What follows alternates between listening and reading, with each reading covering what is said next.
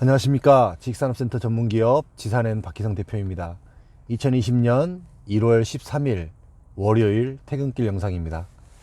오늘 가면서는 지식산업센터의 업종 지정 상가에 대해서 한 번 더 언급을 드리겠습니다.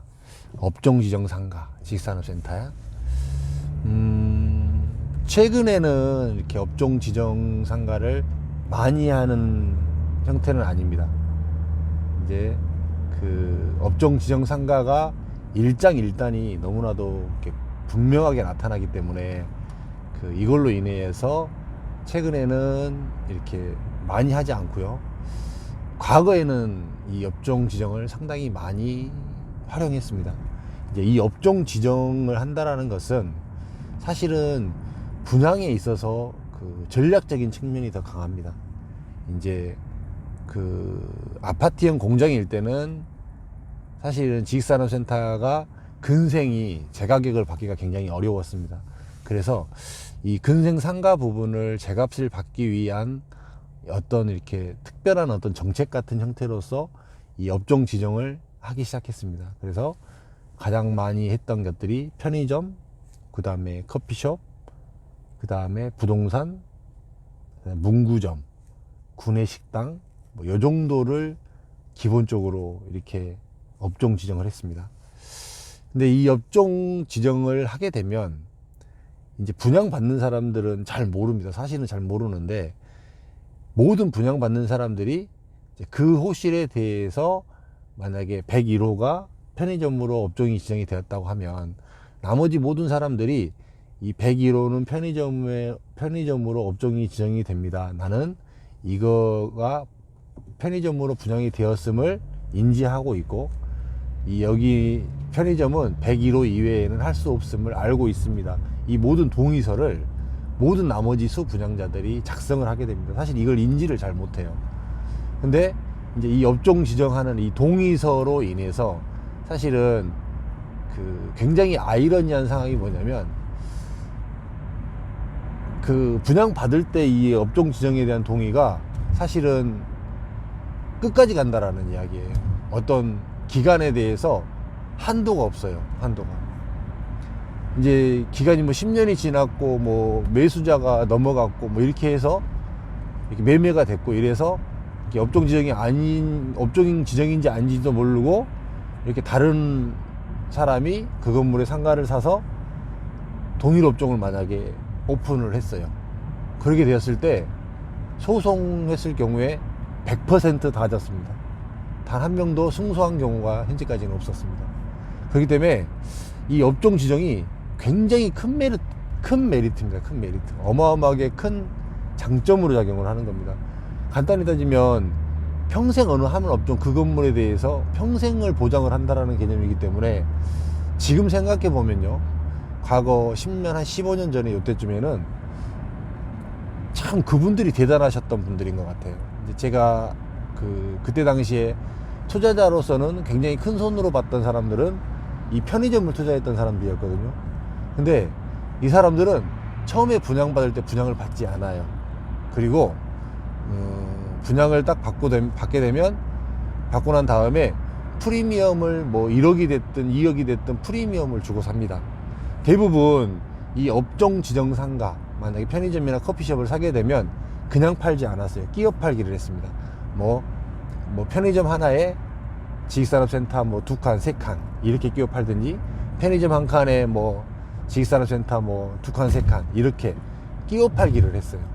그래서 이제 이 끼어 팔기를 해서 이 지식산업센터를 사는 것이 부담스럽기 때문에 이 사람들은 프리미엄을 뭐 1억이든 2억이든 주고 편의점만 딱 이렇게 사는 개념이었어요. 지나고 보니까 그때 당시에는 저는 이제 영업을 하는 사람이었으니까 편의점 하나 해서 저 영업사원 입장에서는 뭐 1억 준다 2억 준다 그러면은 어마어마하게 큰 돈이잖아요. 그러니까 그냥 너무 좋은 조건이니까 그냥 쑥 팔죠. 근데 이 사람들은, 이 투자자들은 지금 생각해 보니까 굉장히 선수였던 거예요. 자기 리스크 없이 돈은 조금 더 주지만 안전하게 완전적으로 갈 수 있는 이 편의점을 독점자리를 샀어요. 거의 대부분 그렇게 해서 매입을 했습니다. 그리고 그걸 계속 저변을 늘려갔습니다. 그런 사람들이 상당히 많았습니다. 일반 사람들은 당장 고기를 한 마리를 딱 잡아서 나한테 주니까 너무나 고기가 맛있어서 확 먹었는데, 그 사람들은 평생 고기를 잡을 수 있는 그 털을 딱 잡고 앉아서 그거를 고기 잡는 법을 배워서 평생 고기를 잡는 거예요. 그렇게 해서 부를 늘렸다니까요. 안정적으로 나오는 수익이 단 한 번도 틀어지지 않고 꾸준히 갈 수 있는 이런 상태, 이런 독점 상가들이 생각보다 많았습니다. 근데 최근에는 이 독점 상가, 지식산업센터에서 그 업종 지정을 왜 안 하냐면, 이제 업종 지정을 만약에 해버리게 되면 그만큼 이제 그 업종 외에는, 그와 유사한 업종은 아예 들어올 수도 없고, 다른 업종, 쉽게 얘기하면 그렇기 때문에 좀 경쟁을 시키는 유도를 이런 개념으로 많이 시켰습니다. 이제 과거에는 커피숍을 만약에 하나를 업종 지정을 했다면 그 건물에 커피숍이 하나밖에 안 들어갔기 때문에 장사도 잘 됐을 뿐더러 그 사람이 안정적으로 갈 수 있었는데, 시절이 바뀜으로 인해서 커피 시장이 굉장히 커졌잖아요. 근데 이 커피숍이 몇 개가 더 들어갈 수 있는데 업종 지정을 함으로 인해서 쉽게 얘기하면 분양을 저해시켜버리는 영향이 생겨버린 거죠. 그래서 아예 업종 지정을 하지 않고 공개 경쟁을 시켜버리니까 너도 나도 편의점을 하고, 너도 나도 커피숍을 하고, 너도 나도 부동산을 차리고, 이런 효과를 분양하는 사람 입장에서는 쓰는 거죠. 이게 시절이 바뀐 거예요, 쉽게 얘기하면. 과거에는 너무 어려웠고 매출을 올리기가 어려웠고 그 건물을 분양하기가 어려웠기 때문에 업종 지정이라는 당근을 줌으로써 분양을 활성화를 시켰고, 지금은 그렇지 않아도 분양이 될 만한 자리 같으니까 업종 지정을 하지 않고, 이런 개념이라고 보시면 됩니다. 참 이렇게 틈새로 봤을 때는요, 제가 또 제 영상에서도 가끔 이야기했어요. 사실은 돈이 많은 사람들이 상가를 투자하지 돈이 없는 사람들은 상가 투자하지 않습니다. 사실은 리스크는 임대만 맞춰지고 안정적으로 굉장히 좋은 업체만 유치할 수 있다고 하면 상가가 리스크가 없지 지식산업센터가 리스크 없지 않아요. 잘 생각해 보세요. 진짜로 입지 좋은 쪽에 상가를 샀는데 어느 뭐 사거리 코너 자리를 하나 샀어요. 그 임대 자리를 한번 여러분들이 가장 많이 가고 번화가의 사거리 코너 자리를 잘하는 곳을 한번 떠올려 보세요. 거기가 업종이 바뀌든가요? 10년이 지나도 20년이 지나도 그 업종이 바뀌든가요? 안 바뀌죠. 그래서 안정성이 있다라는 거예요. 근데 가격이 비싸요. 일반 사람이 살 수가 없어요. 대출을 60% 50%밖에 안 해줘요. 자기 자본이 많이 들어가야 됩니다. 그렇기 때문에 살 수가 없는 겁니다. 그런데 그런 대안으로 자금이 작으면서도 살 수 있는 대안으로 산 것들이 지식산업센터지, 실질적으로는 상가가 굉장히 메리트가 있는 거죠. 근데 이제 이거는 잘 골라야 된다라는, 굉장히 잘 선택해야 된다라는 이런 전제 조건은 반드시 있습니다. 이렇게 봤을 때 이 업종 지정 상가가 한번 만약에 업종이 지정이 되게 되면 평생 동안을 가는 거예요. 평생 동안을. 참 대단한 것 같아요, 이 법은. 이게 저는 이렇게 법상으로도 조금 이렇게 한번 뒤집어지지 않을까? 이거에 대해서 어떤 이렇게 논란의 소지가 한번 제기되지 않을까?